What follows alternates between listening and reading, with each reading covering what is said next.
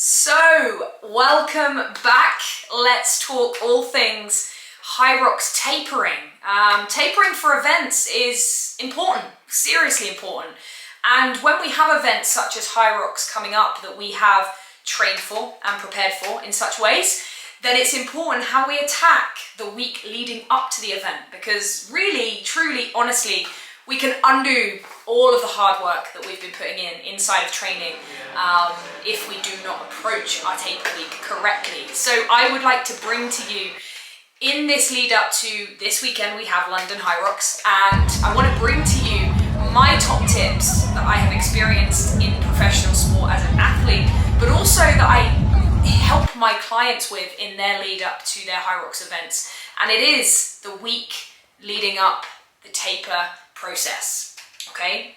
So there's a few things we have to understand about tapering. Number one is, if you haven't ever tapered before or changed too much in the way of your race lead up, it's important that if you are racing this weekend and listening to this now, that you do not change or alter anything this close to a competition. These tips are going to be things that you can bring into your routine and your journey as an athlete, so that you can adopt processes that will help you to develop and grow and learn more about your body as you move forward into your Hyrox journey or beyond.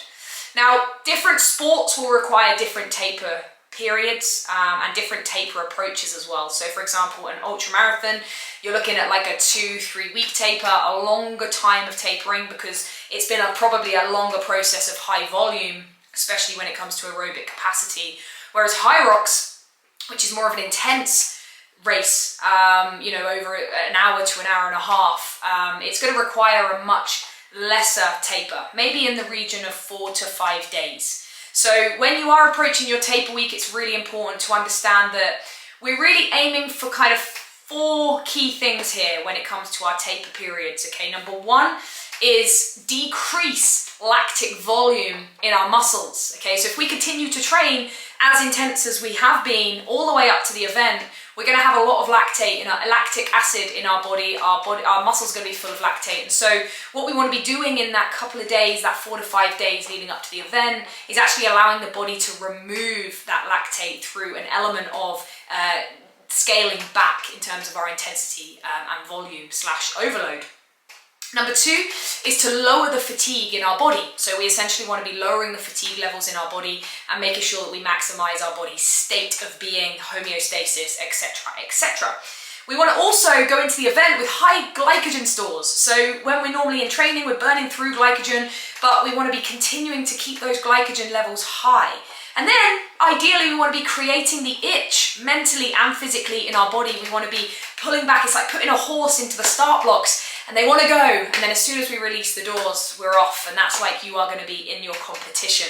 So the next question is, how do I taper? There's this big question mark around how do I taper? And one thing we have to understand first and foremost is that tapering is going to be different from different people, okay? We're going to require different elements of tapering. There's going to be a lot of kind of different views on tapering based on coaches as well and athletes. So there are 7 pillars to a successful taper week that I'm going to share with you right now. I'm going to help you to attack your taper week in the correct way.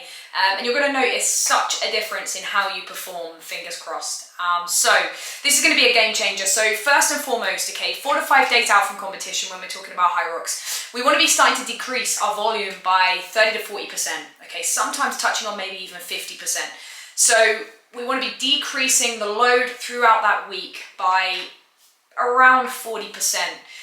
This also includes a focus on skill set. So what we want to be thinking about a couple of days out, 4 or 5 days out from competition, is, can I now use this opportunity, this window of time, to really focus on the skill part of the sport? So this is good time of opportunity to really kind of work on your skill set development for wall balls, practice a few different techniques with a lighter sled, the rope on the sled pull, etc. And you can really dive into some different focus around skill set for performance. This is a perfect time to tighten up on your broad jump burpees. How are you going to step in? How does the body feel at different elements of width on the lunges? So this is a really good time to really focus on skill set. So that's my second focus point for taper week. Point number 3 is restoration. Okay, this isn't rest or sleep. Restoration is about understanding that when we're in heavy training phases leading up to the event, our body is depleted. We are naturally quite depleted in glycogen, minerals, vital nutrients in our body. We tend to lose through sweat and training, excess, etc. So this is a really, really good time across that 4 or 5 days to really restore minerals, nutrient-dense foods, etc. to really bring all of your levels up again to be in the best way you can be in terms of the physical approach to the race itself. Number 4 is rest. Okay, so rest is rest. It's about not doing any excess steps, nothing sort of like out of the ordinary that's going to demand loads and loads of energy. It's actually about resting the body. This could mean like a massage, it could mean meditation, breath work, bringing your body into that parasympathetic state more often than you usually do and allowing that body to sit into that rested period of time. Now, what we don't want to do is send it into a too rested state that it kind of tricks itself into holiday mode. So we want to be making sure that we maximize a good level of rest. That's why it's important to still train during that taper week, but also focus on taking some time for yourself as well to really decompress. The next thing is obviously what I call calorie needs. So understanding that actually in our taper week, even though we're training less, we don't need to eat less. We want to keep our same amount of calories in, which is basically our basic metabolic need for calories, our basal calorie intake, then our training expenditure, and then taking into consideration our exercise post-oxygen consumption as well, which is where our metabolism stays high after training. So all 3 of those factors should be taken into consideration on a daily basis, and make sure that your calories remain the same as the week before, okay? We don't want to be decreasing them. Sleep, we want to be prioritizing adequate sleep. Sleep is the prerequisite for performance. If you're struggling with sleep, thinking about things like magnesium citrate before bed, Epsom salts, lavender oil in the bath, an evening routine as well. It's something I've had to establish as an athlete, is actually my evening routine. No phone, no blue light after 8 p.m. in the evening. Not watching TVs and movies in bed past sort of like 9 o'clock, and really kind of winding down, maybe a little bit of journaling before I go to sleep, getting thoughts out on paper really does help. And I'm trying really to aim for 8.5 to 9 hours of good quality sleep in that taper period of time. Really, really important to me.